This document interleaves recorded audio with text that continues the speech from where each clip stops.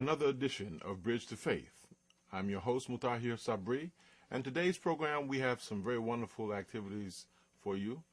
We will be hearing from our special guest, Sheikh Yusuf Estes, as he shares with us some recent programs that have taken place in the community, and we'll also be taking a journey in understanding Arabic through the English language. Finally, we'll hear again from our Sheikh Yusuf Estes and conclude today's program. So, without any further ado, let us hear from our Sheikh, Yusuf Estes, the former Muslim chaplain. Assalamu alaikum. Wa alaikum assalam wa rahmatullahi wa barakatuh. It's good to be with you again, Mutahir. Glad to have you. One of the things, if I could just jump into the topics today, I would like to jump on the subject of the Arabic and English program that we're going to have coming up, because so much of Islam deals with Arabic. If somebody doesn't know Arabic, then they're going to be confused when they start dealing with these translations. And this is one of the reasons we developed a program called Arabic and English, so that an English speaker could use what he already knows from the English, then apply it to some of the beginnings of Arabic and help them to get into it. So it like your program here, the one we're talking about, Bridge to Faith, it's kind of like a bridge to Arabic in the same way. So when we get to that part of it, I hope that the folks will stay with us and watch that, because that's a unique approach to learning a new language. Then another thing that I thought we would talk about is a continuation of what you said before when you were talking about man-made religions. You remember that question? Oh, yes, yes. Yeah. And since then, I've had a chance to do a little bit of looking into that and discussing with some of the other religions as well. And so we'll have a clip about that coming up, and that'll be talking about the man-made religions versus the God-made religion, etc. And I hope our audience will have a chance to see all of that too. Got a lot of stuff packed in here, so I guess we better get started. Well, we certainly enjoy hearing from you in that regard. Sheikh Yusuf Estes has developed a number of websites over the years, and one of them recently is bridgetofaith.com and bridgetofaith.tv. So we hope you'll have an opportunity to see them in the very near future. Sheikh, why don't you tell us about the recent program involving the other faiths? Well, actually, we had a program some years back with the Methodist Church. We had the professor of theology, Dr. Ted Campbell, from the Wesleyan University in Maryland, and we did a program with him. It was called God, Why Bother? That's on one of our websites called Watch Islam, watchislam.com. Yes. We have a lot of videos over there, and that has been a very popular one. A lot of people have enjoyed it. Then we had another website that we opened up called YouTube Islam, and they put a lot of those over there as well. We also had an interview while I was in Australia with one of the preachers of Christianity, who also has radio shows and so on, and he said he wanted to give a speech where I was going to be talking, and they said, well, sure, let him give a speech. And we were all shocked by what he said. It wasn't that he said anything bad about Islam, and it wasn't that he said that, you know, you had to believe in Jesus or you're going to go to hell or any of those kind of things. In fact, what he said was so shocking that the Muslims sat there and said, wait a minute, is he a Muslim or what? Because at the end of his program, he said he would like to call for a reinstitution of the Sharia of Islam. And we went, huh? What's that? He said, I know a lot of my congregation are upset with me when I say this, but they have to understand that this is calling for God's rule on earth. And if we had that in Christianity, I would be calling to that from our point of view. But Islam has the complete and total setup for a way of life with government, with economics, with all the rest of it. And it's so inclusive and truly holistic, in the sense that you have your medicine is in Islam, you have the way to deal with politics is in Islam, the way to deal with money, economics, a structure for growth in business, everything, it's all there. He said, so I'm calling for that. When he finished his speech, I kind of scratched my head and I thought about it, and I said, you know, I think if some Muslims today were calling for that, they'd probably call them terrorists or something. But we really have had some wonderful opportunities to dialogue and share with other faiths. Excellent. That's outstanding. Well, we have a special clip to show of that today. Is that correct? Oh, yeah. Today, the clip we want to show today, this is one that was done with the Catholic Church. And this was done in California. They have their own television station out there in California, near Bakersfield. So they invited me to be on one of their shows. Actually, two. We did 2 television shows out there. And this will be just a clip from one of them. You want to watch it right now? Absolutely. Let's do that. Let's take a look. Unbelievable. The thing that happens that's so important for every human being is to come to the conclusion that you're not God. And you're not the one to tell him what the religion is.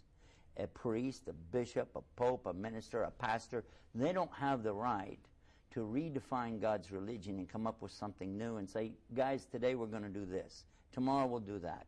The next day so-and-so. If it didn't come from God originally, that would be a man-made religion. And this is what atheists and agnostics are always harping on this subject. Oh, man-made religion, man-made religion. I just love God. That's good enough for me. But they don't know that there is a God-made religion. And it's called submission to God in peace. Do his commandments. And for a person who doesn't want to believe, and it's usually because they don't want to do what goes next, to say I believe in God is one subject, but as soon as you say it, then if you're really a believer in the monotheistic faith, Judaism, Christianity, or Islam, you're going to be bound to those commandments, because Jesus said himself that he doesn't come to destroy any previous scripture or law or any of the prophets, but rather to fulfill. And so if you understood that, all of these things are still in place. Nobody has any authority. In fact, look at this, that whoever breaks the least commandment and teaches this, meaning teaching that it's okay to break it, then he's going to be the least in the kingdom. But whoever keeps the commandments and teaches this, he's going to be the highest in the kingdom. And unless your righteousness exceeds that of the Pharisees, who were the biggest hypocrites, the biggest road hogs in the town, taking over the church and running to suit themselves, which was the temple, you know. Remember, he drove them out with a whip, the money changers. He was very serious against what they had done. Yeah. So he's saying this, and then you come in and you look at Islam. What is Islam saying? Essentially the same thing. That if you have some guy wearing a big turban and out here, and he's saying this and saying that, hold on a second. Is that really what God said? Because if I can't find that evidence from the Quran and the teachings of Muhammad, then who is this guy? He's not God. Yep. And that's the problem we have today. Sheikh Yusuf, that was indeed a very interesting clip. Do we have any others that we will be able to show here on Bridge to Faith? Well, we have one of our technicians that's helping me with this, and he's done an excellent job on it. And I'm going to ask him if he'll prepare some more like this that we can fit into the programs that we're doing.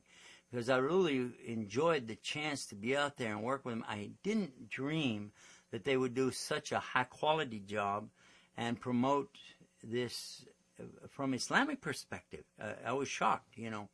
And well, especially, wait till you see the one we have about the Quran. That's not this segment, but we'd like to do that again and show you if we can get our technician to set that one up for us. That sounds very, very exciting. Well, Sheikh, it sounds like you've been very, very busy with this effort in the interfaith dialogue and encouraging. You actually been one who has been working to build bridges to faith, and this is outstanding. Wait a minute, hold on a second. I want to tell you what Dr. Jaffer told us. He's one of our best teachers, and he told us that we shouldn't say building bridges, because I like that title. I was actually going to call a website Building Bridges, and he said, why don't you just say opening bridges? And I said, why?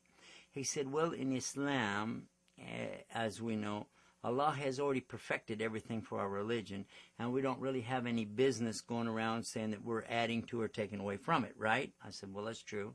He said, so we don't say we're building anything because it implies that our religion isn't already perfect.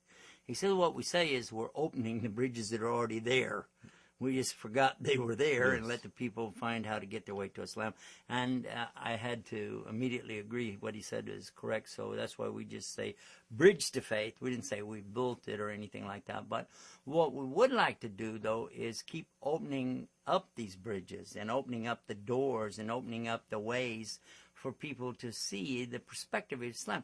I view Islam as a gem or a diamond that has many different facets, and a person could approach that diamond from any facet and still see beauty in it. And perhaps somebody would come to Islam because they would see the beauty of the prayer or the salah.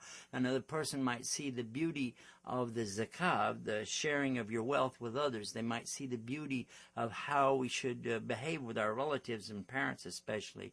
All of the many things that we see in Islam that are attractive and beautiful, and any one or several or all could be appealing. Engaging. So right now let's take a look at learning Arabic from the English language.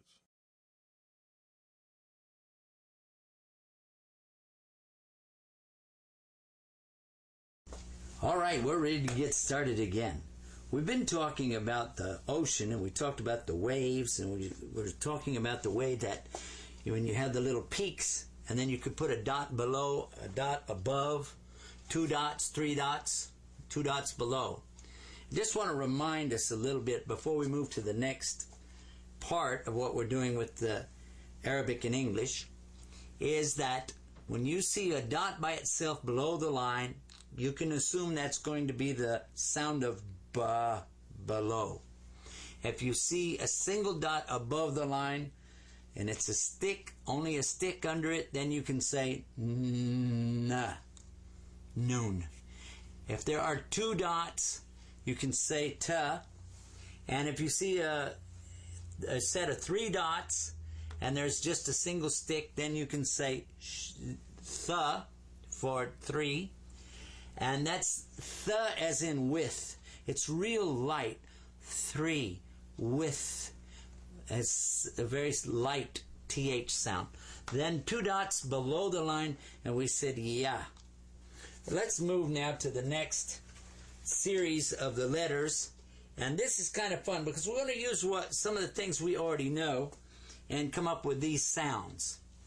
The first one, this is a series that I heard somebody call the pot-belly family because of the way that their stomachs look. Watch this. Look at that. Boy, I'll tell you now, there's a stomach for you, isn't it? And this one is the letter Ha. And the letter Ha has a special kind of a sound with it that you don't notice right away, but whenever you're wearing glasses and you need to clean them, you get that sound when you go ha, ha. That is the sound of this pot-bellied fellow right here. That's ha. Don't confuse that because there's a similar letter to it going to be coming up in a few minutes. So this is the ha, like when you blow on a glass or your glasses or clean a mirror or something like that. So this is ha.